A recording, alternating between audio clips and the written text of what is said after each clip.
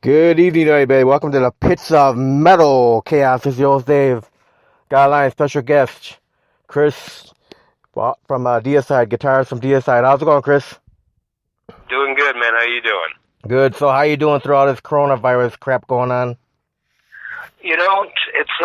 I'm living out in Arizona. I've been out in Arizona, so we're under quarantine here, just like everybody else, and we're just trying to make the best of it. I mean, it's a little tough because, my coworkers and my bandmates are all in Florida, so we're just trying to do everything we can to keep busy and sending music back and forth and staying creative and staying in touch, trying to make the best of it. And fortunately, I have a family that I actually like.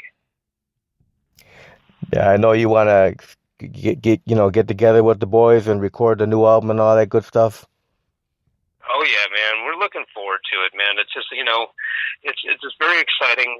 I honestly, the stuff that we're passing around back and forth is just really, really for me. I just think it's magnificent, and um, it's just really exciting stuff all around. I mean, it's fast, it's complex, but yet it's still got a just a twist of just cool melodies, and it gives me a lot of room to play, and we're all equal writers, and it's very exciting.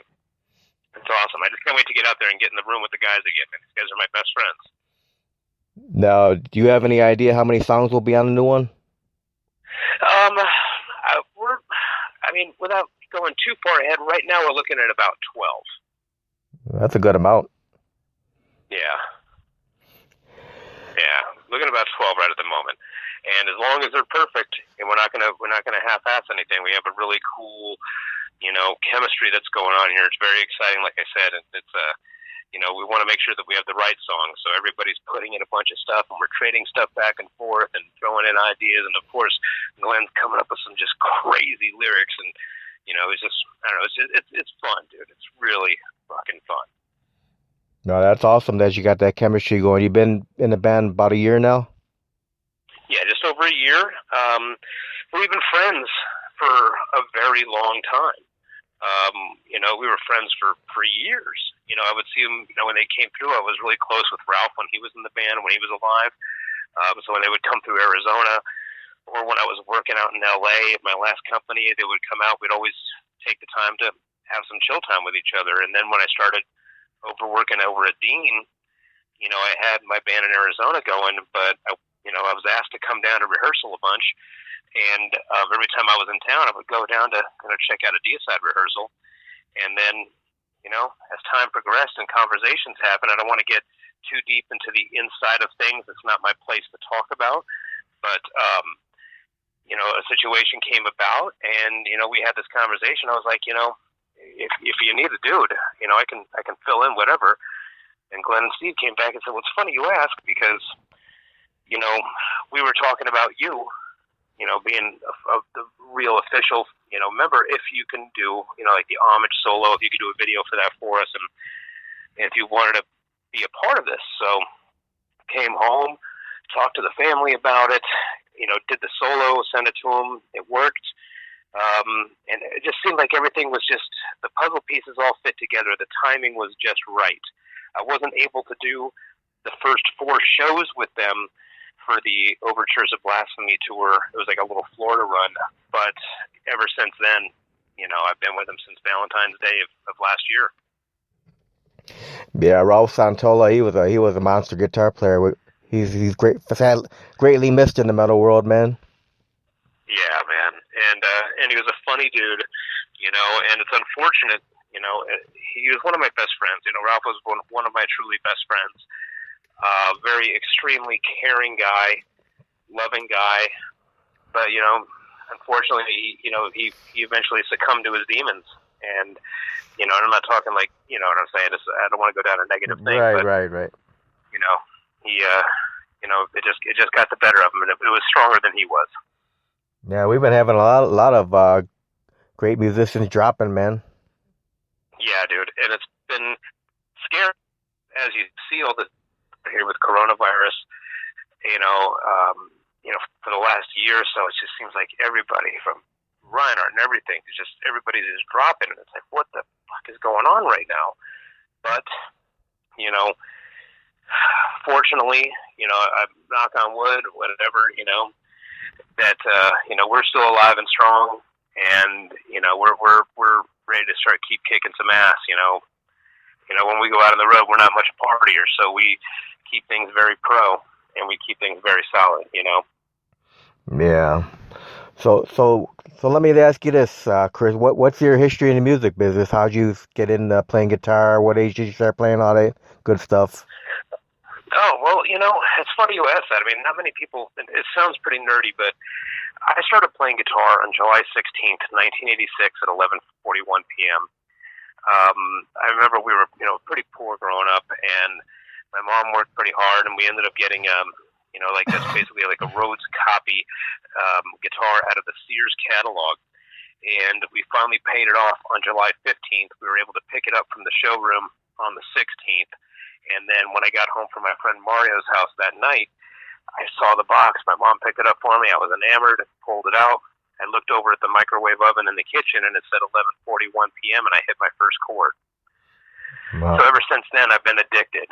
And, because of the music that I was listening to, like the Diary of a Madman, obviously Black Sabbath, and then, and when thrash came around, the first two Megadeth records with Chris Poland really just turned me, and of course Van Halen, turned me into just wanting to be a part of that. I had to do that. It was, for lack of a better term, that was in my blood, so I had to follow it.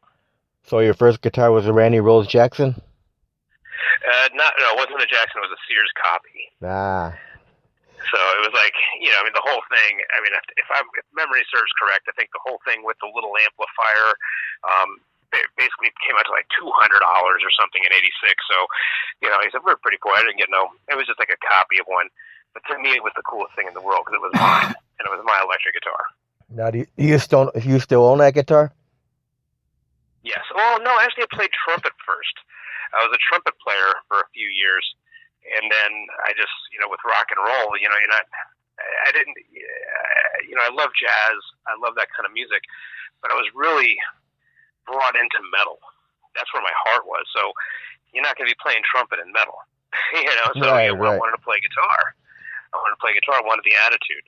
I loved the way fans are of metal, and growing up in metal, it was, that was the thing that I needed to be more than anything. Now, do you still own that, Rhoads copy guitar? No, I don't. I'm not much of a collector of guitars. Like, if I'm not using them, I really don't keep them. So, I mean, I've probably owned, 150 different guitars over the years, but I did end up selling that guitar to get my first name brand guitar, which was like a Washburn HM5 blood splatter thing that I got off my buddy Mario.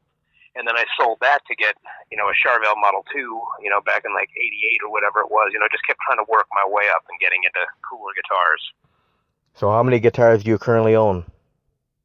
Right now, I'm sitting on probably about 10 electrics and 3 acoustics. I spent a lot of time on acoustic guitar. But yeah, I mean, I've had as many as 30 at a time, but right now I'm probably just around 9 or 10, and I'm working on my, custom at the office that should hopefully be ready this year, which would be really cool, but we'll see. So which guitar is your go-to guitar? My go-to guitar is really, the one that I use with Deicide. It's my Dean MD-24 that I took on tour with me, my main one. And I have a non-Floyd that I keep at home for tracking. So when I'm writing music, I don't use a Floyd when I'm tracking rhythms. So, but I always keep that one right there hanging at my desk at all times. That's my go-to baby.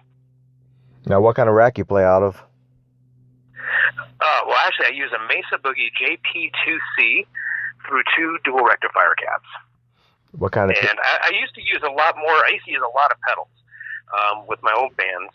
I used to use switching systems and all that. But with Deicide, with all the touring and fly dates that we do, I really trimmed it back.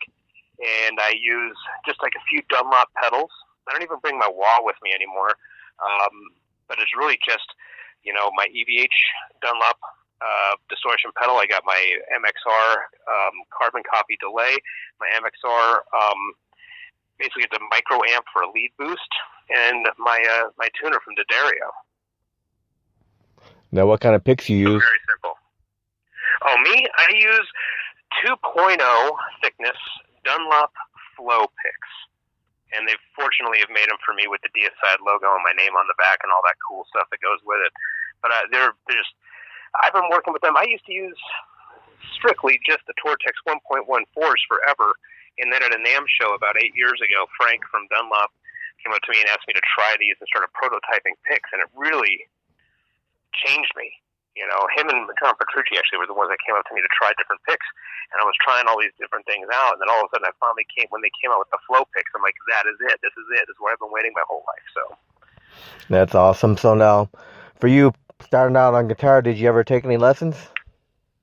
No, technically I took 4 lessons when I first started playing guitar, and it just didn't click with me. I didn't think that it was actually learning anything on how to understand music. So fortunately, I was lucky enough to where, you know, out here in Arizona, there was these amazing guitar players around me at all times, like Sean and Rick from this local band called Reckless Abandon. You know, they would come over to my house and they started teaching me music theory. And then my friend Scott Ohm was a classical player, and he started showing me music theory and classical techniques and just how to incorporate that into rock and roll. And together we all kind of figured out this different way of looking at music theory, and we kind of just nicknamed it the shred mill theory. And we kind of came up with it on our own while understanding theory in a streamlined way of understanding it for younger kids. So I've never really had to take lessons. I've been fortunate enough to, you know, I'm so lucky because in the industry I've been able to make friends with really amazing guitar players, and if I have any questions, I can just call them up, and they always help me out, whether it be Skolnick or whoever. Now, what guitar players were your biggest influences? Well, definitely at a young age, at a very young age, I would have to say, you know, Randy Rhoads, Eddie Van Halen, Chris Poland from Megadeth, and you can throw in so many that have influenced, but those were probably the ones that, and Tony Iommi, of course, of Black Sabbath. So those 4 were really the ones that probably really got me started in saying this is how to do this. Now, how many bands have you played in prior to Deicide? Let's see here. See, in the 90s, I was in an industrial band that was doing really, really well internationally, called N17. So N17, I mean, they had a couple, you know, bands growing up, like when you're a kid doing bar bands that don't amount to anything. You know, like I had a band called, you know, whatever, Royal Grace or something like that in my garage when we were little kids. It was actually my buddy's garage, not mine. Royal Grape? And then... You said yeah. The Royal Grapes, okay. Yeah. And then, you know, I had a band called Chiron, which is some of the, you know, I joined that band, and then that band ended up turning into the band in 17, which ended up being signed to Mercury and all that stuff. Did the major deals with that. And then I filled in for Rorschach Test for a year out of Seattle. Did a couple side projects, and I did Autumn's End on and off for better part of a little over a decade, and we had 4 albums out of that. And I dismantled the most recent version of Autumn's End once I officially became a member of Deicide, because it was just going to take all my time, and I don't want side projects. I just need to be focused. Now, what genre was Autumn's End? That was like, for lack of a better term, it was kind of it was death metal, but it wasn't extreme blast beat. It was more like death metal with like the Opeth influence era. So it was kind of proggy death metal. And so I did vocals and lead guitar in that. Now, did you do any touring with that band? We did tours. We did, you know, we had a couple, we had one EP, which is the recent one, that Burn the Earth. We toured a little run with Goat Whore and Venom Incorporated. Did a bunch of shows with Death Angel, you know. It was fun, you know, it was good. And we were just signing a deal when the Deicide thing came about, signing a new record deal. And when the Deicide thing happened, the guys were like, you know, you really can't focus on this if you're going to be focused on Deicide. And I was like, yeah, dude, you're right. And, you know, that was just, I couldn't say no. These guys have been great to me. So, you know, it's time to call that a day and move forward. And now I'm, you know, part of the writing process with, you know, Glenn Benton and Steve Esheim and, you know, and Kevin Curry on. It's fun. It's amazing. So now, when you first started playing guitar, what was the first cover song you learned to play? It was Tomorrow's Dream by Black Sabbath. First cover song I ever learned how to play. And then when I finally became much more, for lack of a better term, accomplished of a guitar player, I went back and then realized I played it wrong. But to me, it was right. That's all that mattered. It was the first song I learned, and it felt great to me, even though it was wrong. But that was a memory to me. I was like, wow, this is going to be the first song. It sounded right to you, huh? Well, yep, it sure did, man. It just connected. And it seemed like it was achievable at the time. Now, did you ever learn Smoke on the Water? Actually, that was a later song. I didn't do the Smoke on the Water riff. I did things weird. I never learned a whole bunch of songs, but I didn't learn or even attempt to cover or learn the song Smoke on the Water until I was already into like learning the techniques of Ritchie Blackmore, and then realized when I saw other people play it, I'm like, wow, everybody's playing that song wrong. That's when I decided to learn it. Yeah, there you get a lot of guitar players say, "Oh, that was the easiest song to learn on guitar." What was that? I say you get a lot of guitarists they'll tell you that was the easiest song they ever learned on guitar. Yeah, yep. And then they realized that it was wrong. Yeah, it's like you need that finger pick riff on there. So when you were growing up on a guitar, you were more into like the shredders? I really was. I really did like the shredders. But it's going to sound weird. I don't like instrumental shred records. Only a few of them. I can probably name six of them. Like the Mike Varney label, Shrapnel Records, those guys? Yeah, I just never quite connected with it. There was maybe 6 shred records that I really liked. But I'd rather hear great guitar playing in the context of a song with vocals and stuff like that. So, or just one instrumental song on an album full of stuff, like a Call of Cthulhu or something like that. But I've always liked the idea of playing really good guitar with a really heavy or monstrous band, the way like Poland did with Megadeth on Peace Sells, and the way they even did it with Rust in Peace. And then, but with the sounds of Slayer and of course Possessed and all these great things, and King Diamond and Merciful Fate. That was just like, wow, man, I love this. Where you have really good guitar players inside of just this cruising, just mean, scary sounding music. Now, did you listen to Yngwie when you were growing up? Only the first 2 records, and then after that, it just got silly to me. It just, and I have a couple, weird, I'm not going to go tell them all negative stories, but I had a couple really negative experiences with that guy, so that really kind of ruined it for me also. Yeah. So how about a thing like Cacophony with Becker and Friedman? Oh, I liked it. Okay, I got into that really early. I was really curious about everybody talking about Jason Becker. And yeah, that was maybe one of the 6, instrumental records. The Jason Becker album, Perpetual Burn, was one of the 6 that I really liked. But Cacophony, as much as I appreciated the guitar playing, I was like, I could not tell one song from the next. It did not connect. It was like just too much shred, not enough riff. I don't know. It's hard to explain, but for me, it was so long, so much shred. It was like almost overdosing. So, what's your opinion on a guy like Satriani? Satriani, he is amazing on multiple levels. Because not only is he a great player, but his songs on the instrumental side aren't really just wanking off. There's songs and melodies and really neat layers, the way Vi did it as well. And I was fortunate enough to see Vi, Poland, and Satriani jam at this year's NAMM Festival, this January at the NAMM Festival.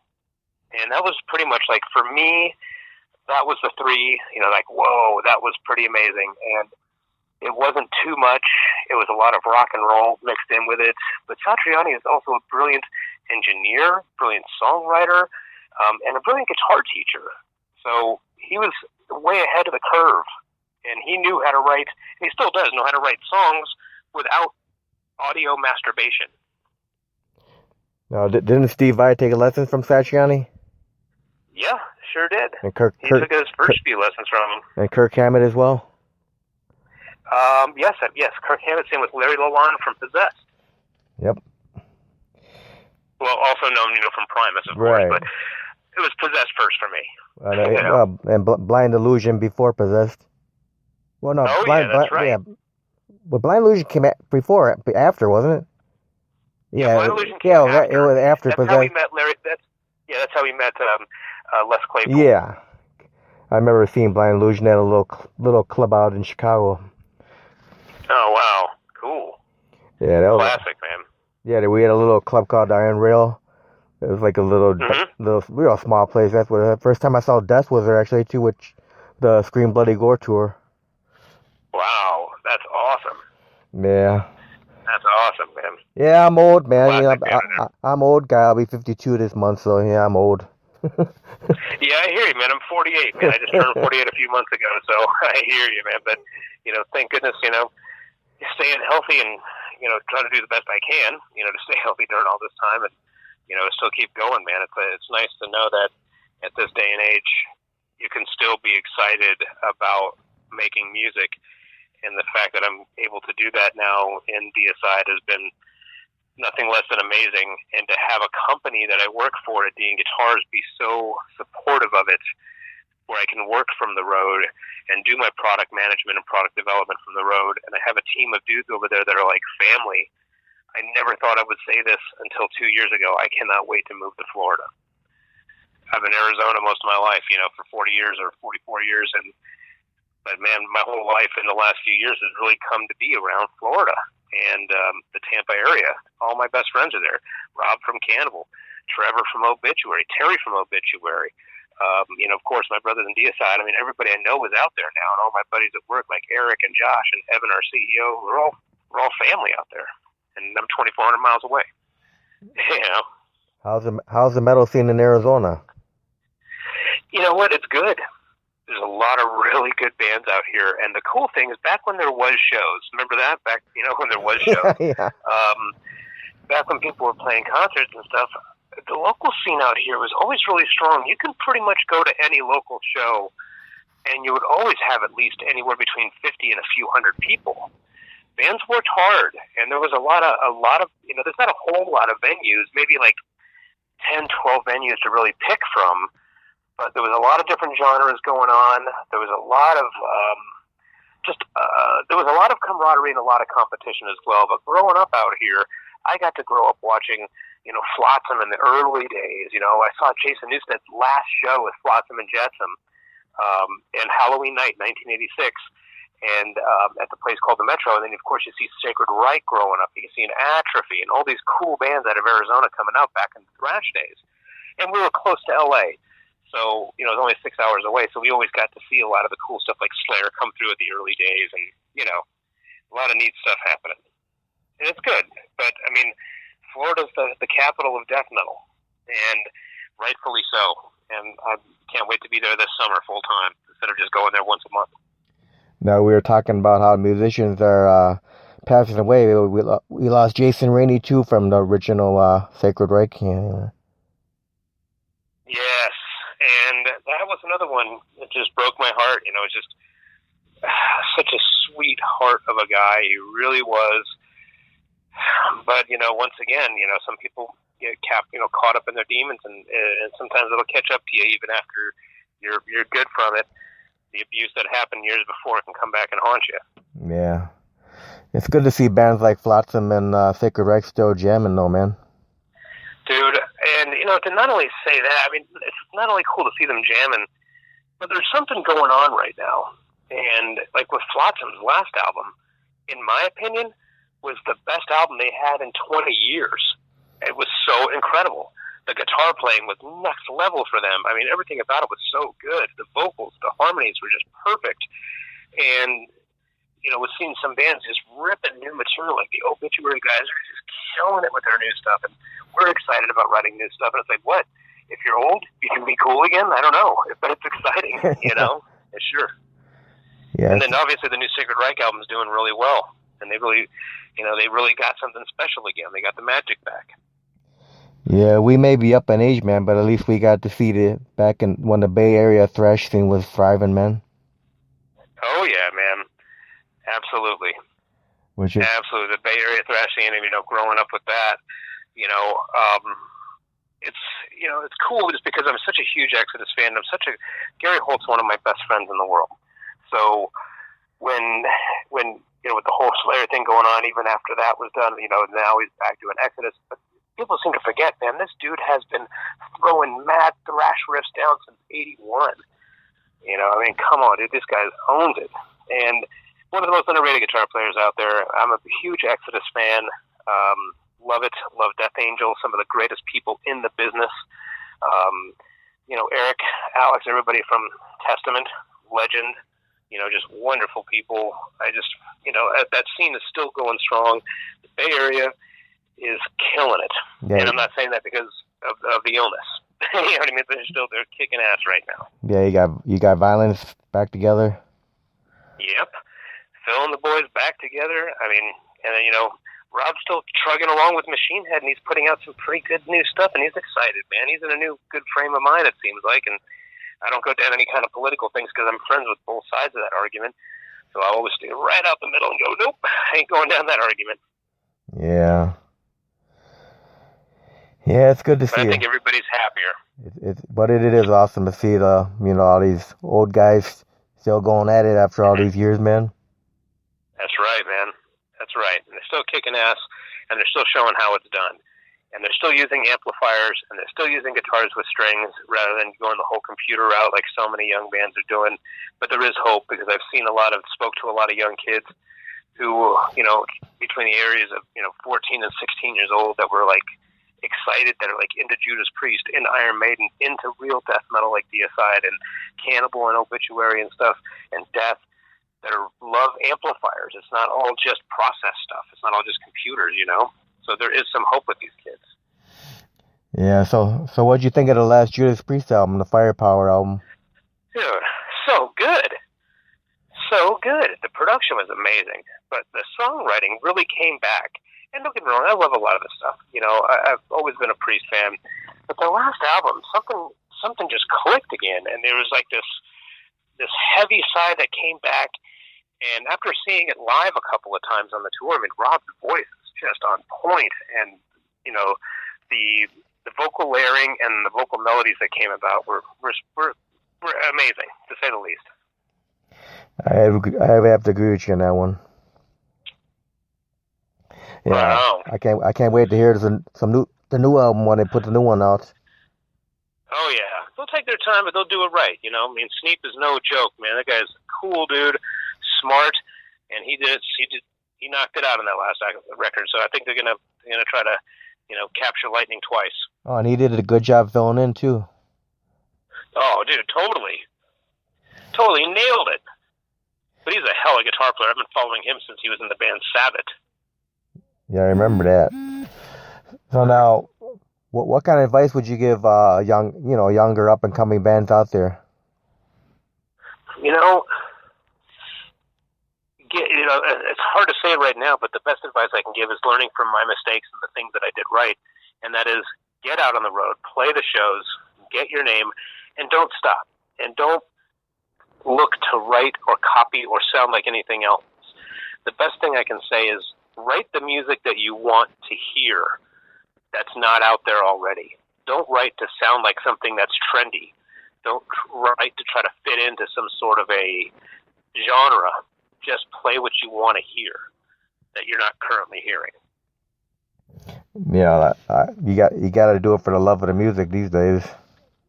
That's right, man. And that's how this whole scene, when people said, when people were saying metal died, and after, there's no major labels working with metal anymore and the music scene's dead. And you know what, man? We were just out on tour, last year all over the world, and there ain't nothing dead about it. Those fans are crazy and rabid, and, it's still going. Metal was not supposed to be the most commercially accessible music. And when people are mad that it's not, I think you should be happy that it's not. Because when it was accessible, when all the big bands were getting signed up, they were being told to write these stupid hits, and they weren't good. They weren't the sound that got them where they were. They weren't the sound that got the fans. So when you go out and play like Europe, you probably feel like you're back in the '80s again, huh? Oh man, beyond. I mean, that was cutting my teeth. With my first show with Deicide was playing the Netherlands Death Fest, headlining it. So talk about getting thrown into the fire. And I broke a string on the first song on the first solo on Dead by Dawn. And it was the most embarrassing and just like horrible thing that could have happened. But I got it. I was back by the second song, and everything was good.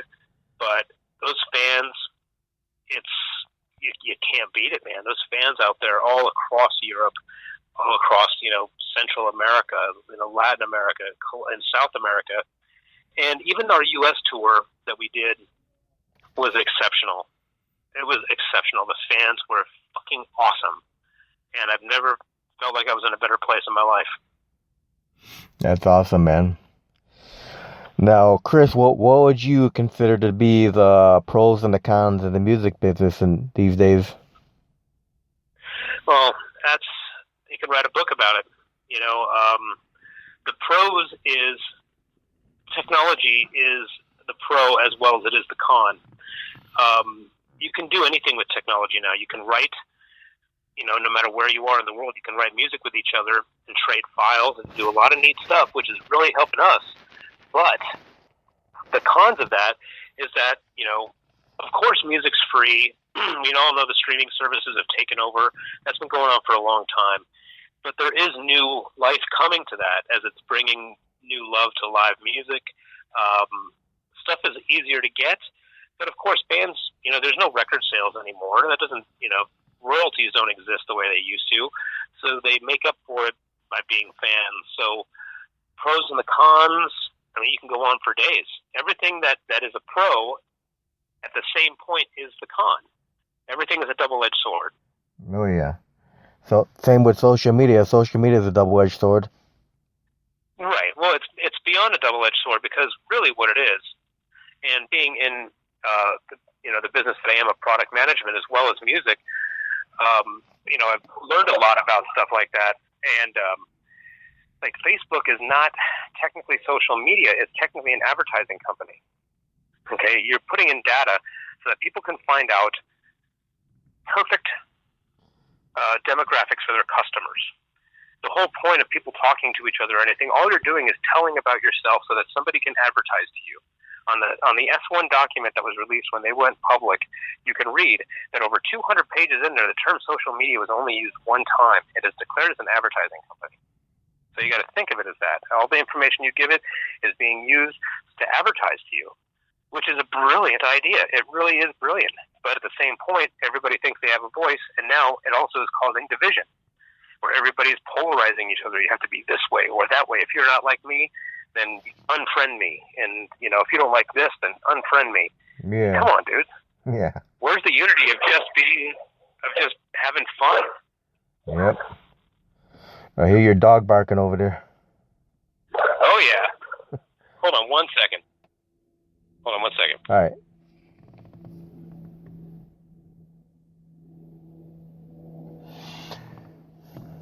Sorry about that. So what kind of dog you Dog got? was all yapping. What kind of dog Well, you I got two dogs, actually. I got my little brindle pit bull, and then I got my big-ass hound dog. Oh, that's killer, man. Yeah. What's the dog's names? Gypsy and Duke. Gypsy is the female pitty, and Duke is my big, red, long-eared, 110 pounds of stupid. How old are the two dogs, man? Let's see. 6 and they're only 6 months apart, so basically 5.5 and 6. Cool. So you're a big dog guy, huh? Yes, very much so. Awesome. Always been around them, raised around them. Just it's a big part of my life. I like to have dogs around me. Yeah. Now out there, and I'm a big family guy too. Now out there in Arizona, do you have any clubs out there that have promoters that do pay-to-play concerts out there? Not pay to play per se. There's a lot of ticket sales, but you don't have to pay to play. They every venue for the most part, with the exception of a few, do try to make the bands do ticket sales while they promote and do social media and stuff like that. There I go, using the term that is, code, whatever, but, using everything to kind of promote any way possible. And it changed pretty quick, but they're very fair out here. They're really fair out here. Kim LaRoe of 13th Floor Entertainment, she's one of the bigger metal promoters out here. And, she gets a lot of young bands big breaks to open up for big bands and help move tickets and promote them. But they're not forced to come up with a certain amount of money to show up and play. That doesn't exist. It's very fair. Right. So now, when you did your U.S. tour with Deicide, what were some of your favorite cities to go to? Oh, man, that's a tough one. Because it was so much fun. The package was just amazing because it was us, Origin, Jungle Rot, and The Absence. And all four bands just got along better than any tour I have ever been on in my life. It was just such camaraderie. Everybody was helping each other out. So it was just so much fun. So it's hard to dial in some of the best shows. But I have to say, surprisingly enough, Los Angeles was amazing. New York City was incredible. Chicago was great. Phoenix, my hometown, was my first hometown show here with the band. That was great. There was some really cool vibes, like, Canada was really good to us. Everything was good. There really was only maybe a couple of weird places that seemed kind of off, but it was just because of where they were. Like Salt Lake is a strange place, but the crowd was good. It was just not as amazing as like Colorado the next night, which was just blazing crazy, Right. So it was cool.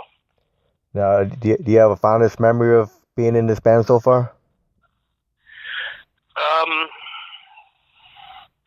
I would say, besides Valentine's Day last year when the announcement became public that I was the official member of the band, not a fill-in, that was probably one of the greatest days of my life. But I would have to say, we've had a lot of fun together.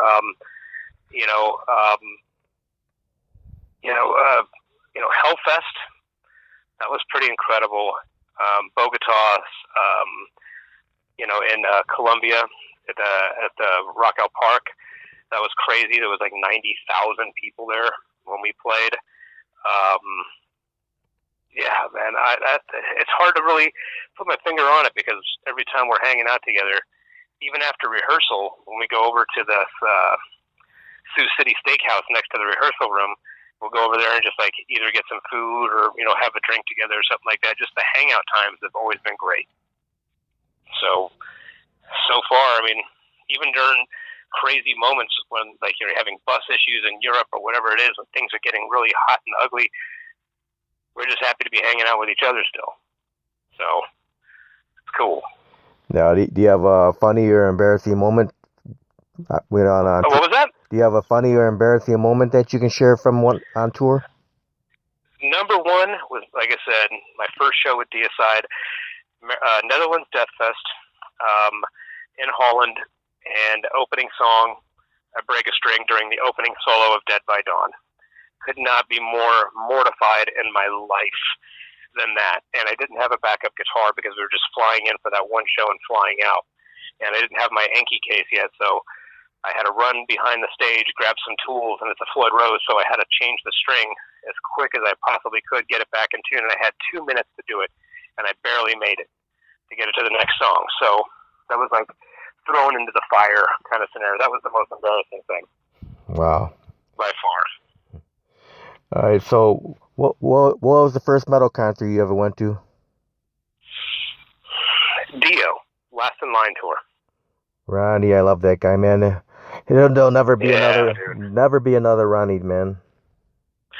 No, nope, never. And that tour to this day, must have been 12 years old or something like that, 11 years old, and I still remember every bit of it. I remember Dokken opened up, and I was like, going, wow, these guys are really good players. That singer is so lame. Being a kid, it's like, oh, that guy's lame. Oh, and then Dio came out and made everybody look foolish. Yeah, my brother took me to see Dio at Aragon Ballroom in Chicago. That was the Holy Diver tour where Y&T was on tour with him. Oh man, Yeah, they were on the Mean Streak that's tour. cool. Y&T Mean Streak. Right on. Yeah. That was an awesome album, the Mean Streak album by Y&T. Oh yeah, it was. It was a great playing record. Good that Dave Manichetti's still out there jamming too, man. Dude, he's great. He is great, man. I was lucky enough to, be on an album with him. It wasn't exactly everybody's most prideful album, but it was that. Well, it's a long story that's kind of gross, but gross is in just like a lame period of time. But it was that Jeff Tate Queensryche album. Me, Dave Manichetti, Brad Gillis, Ty Tabor, Craig LaCicero, a bunch of people were on that record, and it turned out pretty messed up. Turned out pretty crappy. So it was kind of like a great thing to be able to say, man, I was on an album with Dave Manichetti. And then it's like, but just don't listen to it. Yeah. Now, who are your top 3 favorite bands of a lifetime? I don't think I can answer that. I don't know if I can answer it, but, Black Sabbath, and this is kind of a controversy. I lean a little bit more towards the Dio era Black Sabbath, which is weird because I was turned on by the Ozzy one first, but the Dio thing was great.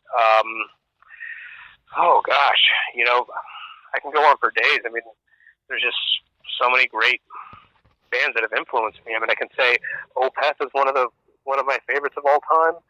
Same with like Exodus, Slayer, Megadeth, Metallica. Just everything has such a big impact on me as a kid, and they all have an individual impact and an individual story.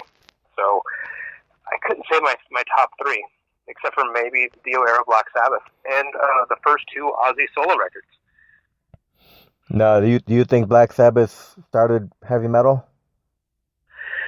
Oh yeah, by far. That's when the sound changed. Now there was a lot of bands that were playing heavy music before Black Sabbath that were kind of the introductory wave, stuff like Blue Cheer and things like that. But it's when you had that first 3 notes on the first Black Sabbath album that the world changed at that very moment. So yeah, they are the sound, everything about the mood, the ferocity, the fear. Yeah, that was, but that's just when it really started. Yep. Well, Chris, I want to thank you very much for taking time to do this interview tonight, man. Dude, thank you for having me, dude. I really appreciate it, man. And keep out there, keep doing what you're doing, keep telling the story, keep spreading the word, and good for you, man, for keeping this stuff busy during these quarantine times. And looking forward to meeting you when we come through your neck of the woods on the next tour, whenever that may be. Awesome. Well, you have any final words before we close? Yes, I have one final word to say, and that is thank you to all the Deicide fans out there who have been not only supportive of the band, but have really welcomed me into the band with open arms. Of course, there's going to be haters out there. We knew it going in. I was well prepared for the people that like to just talk a bunch of crap and keyboard warriors that are living in their grandma's basement jerking off to soap operas. I know it. But the fact is like, the people across the world have been nothing less than awesome to me. So thank you to all the metal scene out there for all the love and support that you've been giving me through everything that I've been through and to where I'm going. Awesome. Well, thanks again, Chris, and I hope you have a great night, man. Stay safe. You too, man. Horns up. Stay safe, man. All right. Later, man.